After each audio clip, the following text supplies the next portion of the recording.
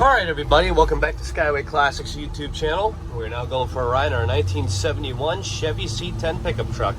Of course, you can see this is one of the lovely little C10s we've had on our lot. Not just saying that because it definitely fits the Florida style, but more importantly, it's still a classic.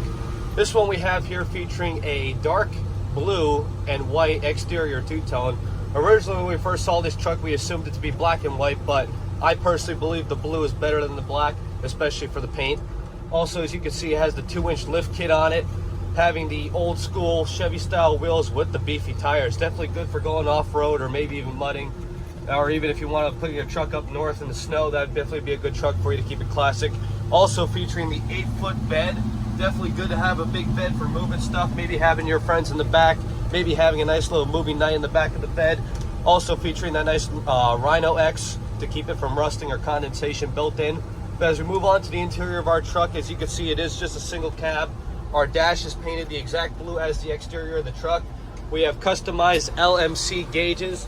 Of course, you see they still match up to the old school cluster as they did back in the day. However, the only thing that's different is the fact that you see this tack. Most of the time they either ended up as a clock or just a plain old gauge. Other than that, as you can see, basically it's an automatic on the column. You got the tilt column there if you are a bigger driver such as myself. Old school window cranks with vent windows. Here's your little offside 4x4 in case you do decide to take it off-road. Got an aftermarket dual style radio. Of course, as you can see on the sides there, I don't know if you can see it, we have the vents for vintage AC. But of course, as we move underneath the hood, featuring a 5.3 LS motor, definitely an upgrade from the old school 350 V8. Definitely offers more power and a safer ride. Of course, now that nobody's around, we can open it up just a little bit for your viewing pleasure.